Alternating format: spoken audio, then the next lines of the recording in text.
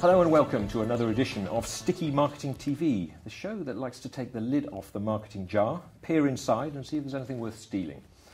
Today joining me is our regular guest presenter, best-selling author and sales and marketing guru Grant Leboff. And joining Grant on our metaphorical sofa, we have UK Body Talk Limited director Richard Newman.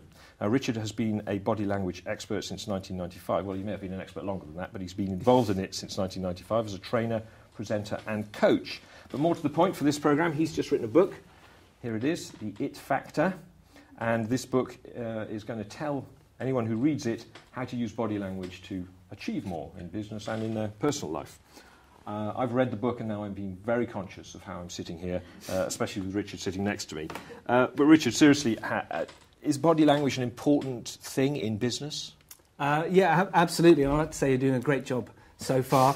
But of course, it's a hugely important area, and an area that people tend not to give enough value to sometimes. But it's essentially all about standing out, which is certainly what everybody wants to do at the moment, given the way that the economy's been the last couple of years. And that's really what people come to us for, is that sense of being able to stand out from everyone else.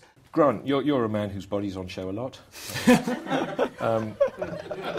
me rephrase that. You're a man who does a lot of public speaking. Yeah. You have to stand up in front of many people all over the world and tell them about stuff. Is body language something you're conscious of? Yeah, I think body language is absolutely vital. And interesting to talk about presenting. I think just in any kind of sales marketing scenarios, it's about confidence.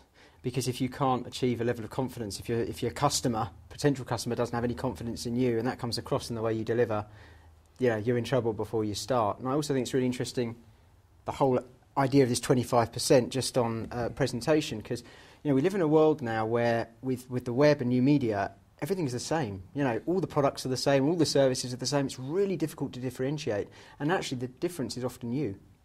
It's the personal difference. It's not the differences on the spec on the piece of paper. And I agree. I think if you don't know how to put you across in the best way, then you're really doing yourself a disservice. Yeah.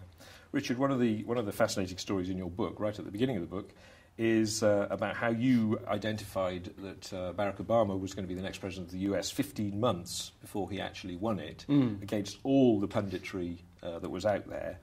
So my first question is, who's going to win the 315 at Haydock this afternoon? But that aside, I mean, that presumably, I'm sure that's a true story, but